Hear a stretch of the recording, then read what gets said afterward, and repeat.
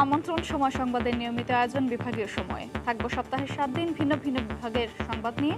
আজ রংপুর বিভাগ, সঙ্গে আছে আমি আফরোজা মৌসুমী। এবার শিরোনাম। হাটে হাটে দরদামের ব্যস্ততা, শেষ সময় বেচাকেনায় জমজমাট রংপুর অঞ্চলের পশুর হাট। ছোট ও মাঝারি গরুর চাহিদাই বেশি, অনলাইনেও বিক্রি করছেন খামারিরা।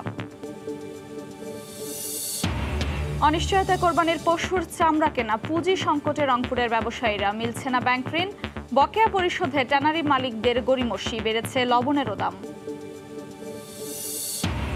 এবং কুড়িগ্রামে আকস্মিক বন্যায় নষ্ট 4,000 হেক্টর জমির সবজি, লোকসানে কৃষক, ক্ষতিগ্রস্তদের তালিকা করে সহায়তার আশ্বাস কৃষি বিভাগের।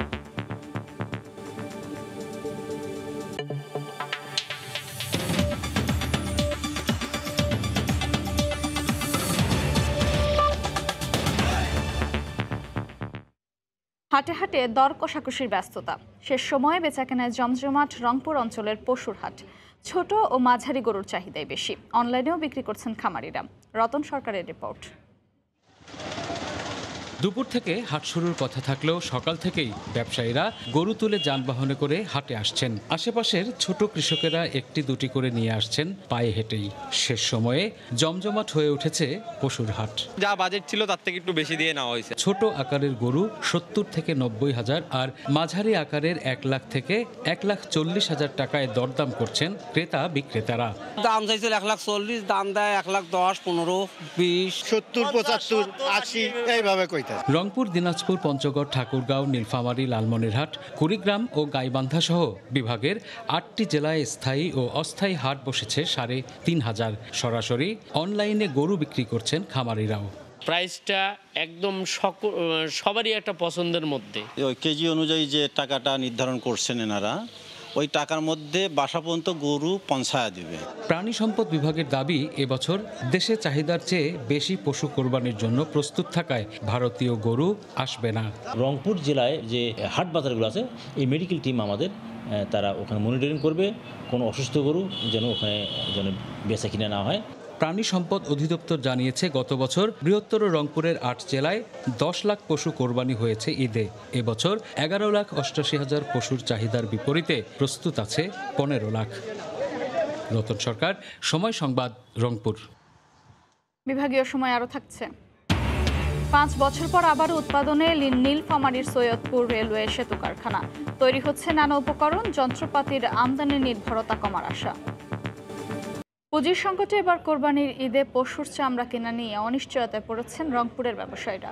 তারপরও লবণের দাম বস্তা প্রতি 350 থেকে 400 টাকা বেড়ে গেছে।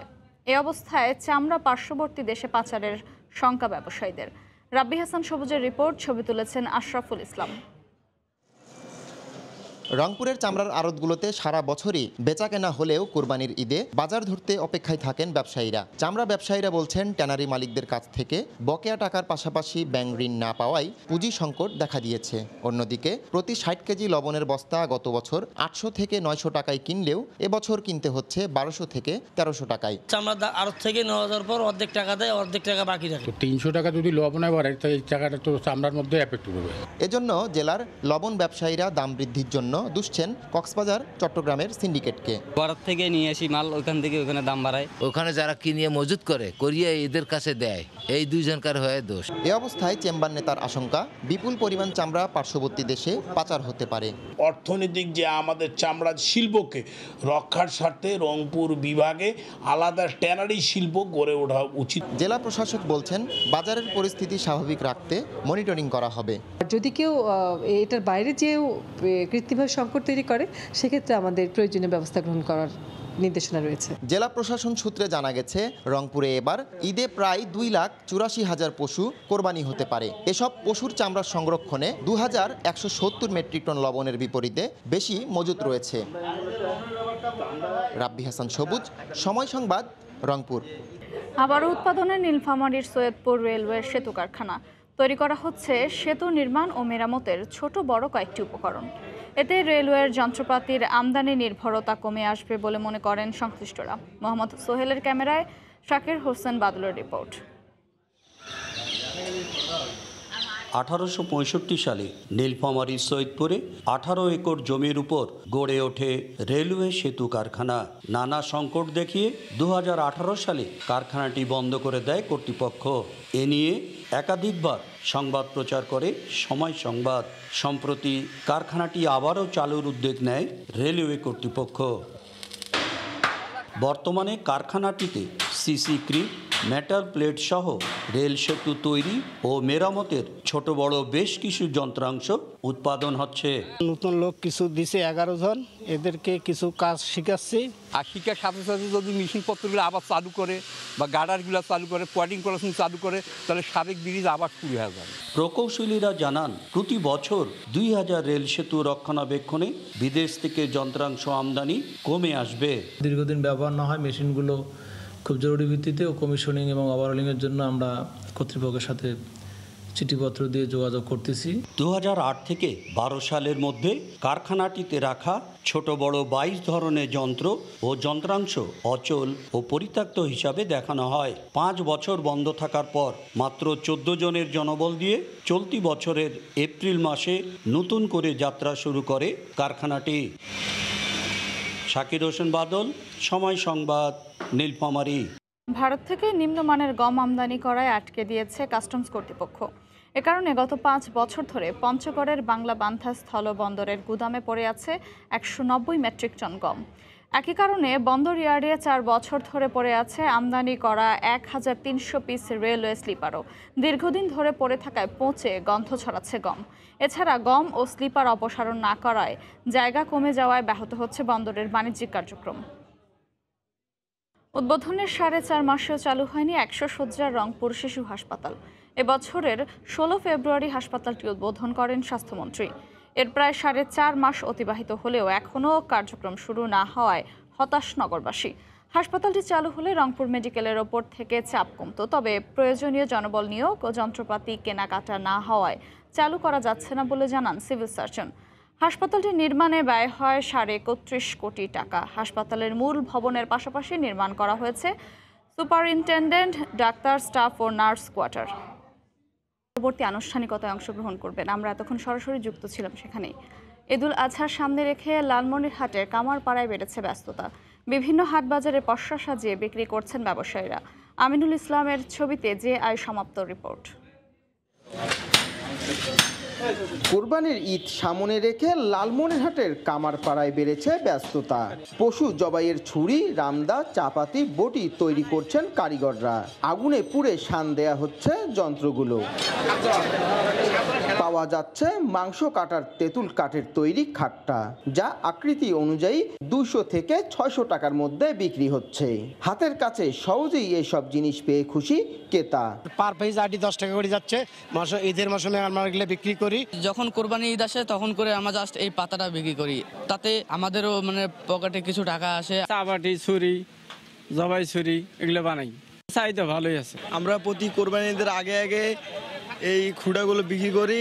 এদিকে পশু জবাইয়ের সরঞ্জামগুলো বিক্রি করে বাড়তি লাভ হওয়ায় ব্যবসায়ীদের আগ্রহ বাড়ছে বলে মনে করে বিসি। এইভাবে তারা কমপক্ষে 6 মাস বা 1 বছরের জন্য তারা একটা মুনাফা অর্জন করে তারা পুঁজি হিসেবে তারা রাখার চেষ্টা করছে। প্রতি বছরে ঈদুল আজহায় প্রায় 500 ব্যবসায়ী এই মৌসুমি ব্যবসা করে থাকেন। JI সমাপ্ত, সময় সংবাদ, লালমনিরহাট। কুড়িগ্রামে আকস্মিক বন্যায় নষ্ট হয়ে গেছে 4100 হেক্টর জমির সবজি। এতে লোকসানে পড়েছেন কৃষক। তবে বর্ষা মৌসুমের পর ক্ষতিগ্রস্তদের তালিকা করে সহায়তার আশ্বাস কৃষি বিভাগের। জামেল মিয়ার ছবিতে বাদশা সৈকতের রিপোর্ট। কুড়িগ্রাম সদরের ধরলা নদীর অববাহিকার গারুহারা এলাকার চরাঞ্চলের বাসিন্দাদের একমাত্র আয়ের উৎস পটল ক্ষেত। কিন্তু টানা বর্ষণ আর ভারী বৃষ্টিপাতে উজানের ঢলে প্লাবিত হয় চরাঞ্চল। পানির নিচে অন্যান্য সবজির ক্ষেতও। তড়িঘড়ি করে অপরিপক্ক পটল তুলে নামমাত্র দামে বিক্রি করেন অনেকে। এতে লোকসানে বিপর্যস্ত কৃষক। ফিকে হয়ে গেছে ঈদ আনন্দ। বন্যা আসি যে এখন নষ্ট হয়ে গেল। এখন তো মনে করো ক্ষয়ক্ষতি তো ইয়ে হয়ে গেল, আর পয়সা বেশি পাই নাই। এবার যে পটলের দাম এবার লস, পটল আমার গাছের মধ্যে আছে আর কি, তবে পানির কারণে ছিঁড়তে পারতেছি না। বন্যা আসার কারণে এই পটলের দাম মনে করেন যে একেবারে নিচের মধ্যে নামি গেছে, 450, 400, 450 এমন করে আমরা বেচতে আছি। ক্ষতিগ্রস্ত কৃষকদের তালিকা করে বন্যার পরবর্তী সময়ে লাভজনক ফসলের বীজ ও পরামর্শ দিয়ে ক্ষতি পুষিয়ে দেওয়ার আশ্বাস জেলার কৃষি সম্প্রসারণ অধিদপ্তরের। ক্ষতিগ্রস্ত কৃষকদের তালিকা প্রণয়ন করছি, ভবিষ্যতে যাতে তাদের এই ক্ষতিটা পুষিয়ে ওঠার জন্য কিছু প্রণোদনা প্রোগ্রামে সম্পৃক্ত করা যায়। জেলায় এবছর 4100 হেক্টর জমিতে পটল ও অন্যান্য সবজির চাষাবাদ হয়েছে। বাদশা সৈকত, সময় সংবাদ, কুড়িগ্রাম। এবার জেনে নেব রংপুর বিভাগের গত সপ্তাহের আলোচিত ঘটনা। 2019 সালের 23 জুন ঠাকুরগাঁওয়ের পীরগঞ্জে সরকারি কোয়ার্টার থেকে বিপুল পরিমাণ মাদকসহ পুলিশের সাবেক উপপরিদর্শক হেলাল উদ্দিনকে আটক করে ডিবি পুলিশ। এই মামলায় 20 জুন হেলালকে যাবজ্জীবন কারাদণ্ডের আদেশ দেন জেলা দায়রা ও জজ আদালত। 20 জুন গাইবান্ধা সদর উপজেলার খোলাহাটি এলাকায় মাছের হ্যাচারিতে চৌবাচ্চায় অক্সিজেন দিচ্ছিলেন নাজমুল হুদা লিমন নামের এক খামারি। এ সময় হঠাৎ গ্যাস সিলিন্ডার বিস্ফোরণে দগ্ধ হন খামারি লিমন ও এক শ্রমিক। পরে তাদের উদ্ধার করে সদর হাসপাতালে নিলে উন্নত চিকিৎসার জন্য ঢাকা মেডিকেলে পাঠানো হয়। রংপুরের বখতিয়ারপুরে নির্মাণাধীন ভবনের সেফটিক ট্যাঙ্কে কাজ করার সময় 2 শ্রমিকের মৃত্যু হয় 23 জুন। এ ঘটনায় পুলিশের পক্ষ থেকে একটি অপমৃত্যু মামলা করা হয়। বিভাগীয় সময় শীর্ষ সংবাদগুলো জানিয়ে দিচ্ছি আরেকবার। হাটে হাটে দরদামের ব্যস্ততা, শেষ সময়ে বেচাকেনায় জমজমাট রংপুর অঞ্চলের পশুর হাট। ছোট ও মাঝারি গরুর চাহিদাই বেশি, অনলাইনেও বিক্রি করছেন খামারিরা। অনিশ্চয়তায় কোরবানির পশুর চামড়া কেনা, পুঁজি সংকটে রংপুরের ব্যবসায়ীরা, মিলছে না ব্যাংক ঋণ। বকেয়া পরিশোধে টানারি মালিকদের গড়িমসি, বেড়েছে লবণেরও দাম। এবং কুড়িগ্রামে আকস্মিক বন্যায় নষ্ট 4000 হেক্টর জমির সবজি, লোকসানে কৃষক। ক্ষতিগ্রস্তদের তালিকা করে সহায়তার আশ্বাস কৃষি বিভাগের।